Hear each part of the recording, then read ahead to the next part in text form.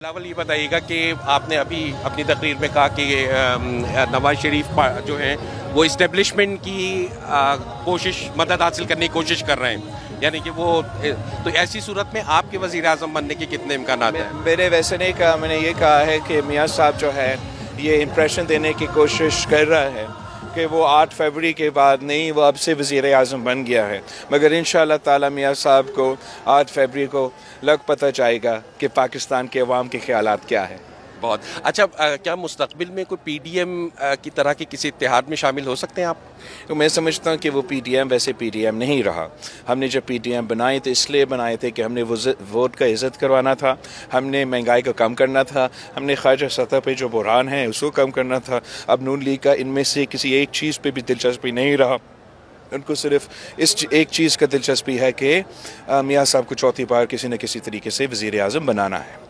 अच्छा, जैसे peoples party हमेशा जमहूरियत के लिए खड़ी रही है, तो आप क्या समझते हैं कि ये इंतखाबात में जब एक पार्टी को बिल्कुल भी मौका नहीं दिया जा रहा तो ये किस हद तक जमहूरी है? देखो, ये पाकिस्तान की तारीख़ का ये एक अफसोसनाक हकीकत है कि हर इलेक्शन में फ्री एंड फेयर इलेक्शंस पे सवाल उठते हैं, लेवल प्लेइंग फील्ड पे सवाल उठते हैं। जहाँ तक खान साहब की बात है, वो तो यही सियासत खेलता आ रहा है और अब उन्होंने जो सियासत किया है वो नफ़रत और तकसीम की सियासत, जो कि अब मियाँ साहब उसी सियासत को आगे लेके जाना चाह रहा है।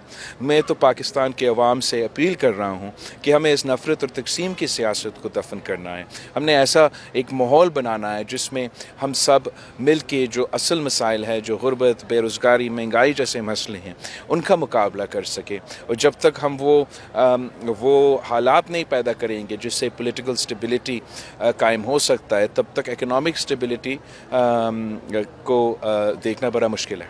अच्छा, अभी आपने स्टेबिलिटी की बात की, तो पॉलिटिकल स्टेबिलिटी और इकनॉमिक स्टेबिलिटी के लिए पीपल्स पार्टी के लिए क्या प्रोग्राम है अब?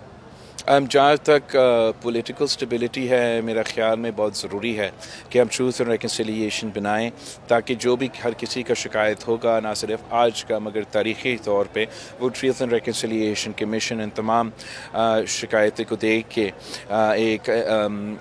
इनको एड्रेस कर सके, ताकि हम आगे बढ़ सके, मुस्तक़बिल की तरफ देख सके और माजी में फंसे हुए ना हो। माजी में फंसे हुए ना हो, इससे मैं कि माजी में पीपल्स पार्टी और एमक्यूएम का इत्तेहाद रहा, तो क्या ऐसा इम्कान है कि सूबाई सतह पे दोबारा कुछ इम्कानात बढ़ सकते हैं? मुझे तो उम्मीद है इंशाल्लाह ताला कि अगर free and fair election level playing field के मुताबिक होंगे तो पाकिस्तान पीपल्स पार्टी का जो ग्राउंड पे पोजीशन है, ख़ास तौर पे यहाँ बहुत तगड़ा है। और जहाँ तक सूबाई हुकूमत के सवाल है, वो फ्री एंड फेयर इलेक्शन में हमें ज़रूरत नहीं पड़ेगा किसी एमक्यूएम का या किसी और का हुकूमत बनाने के लिए।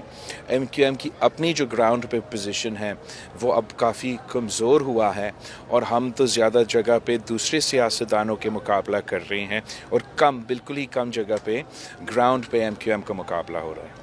अच्छा, दूसरे सियासतदानों से आपकी क्या मुराद है? मुख्तलिफ़ सियासी जमातें हैं इस मुल्क में, अनफॉर्चुनेटली सब जो है वो नफ़रत और तकसीम की सियासत किसी न किसी शक्ल में, किसी न किसी तरीके से प्रीच करते हैं। कोई मज़हब की बुनियाद पे तकसीम करना चाहता है, कोई फ़िरक़ावारियत की बुनियाद पे तकसीम करना चाहता है, कोई लसानियत की बुनियाद पे तकसीम करना चाहता है, और वाहिद पाकिस्तान पीपल्स पार्टी है जो पिलर तफ़रीक़ खिदमत करना चाहते हैं। बहुत शुक्रिया बिलावल आपका हमें वक्त देने का। बहुत शुक्रिया। Thank you.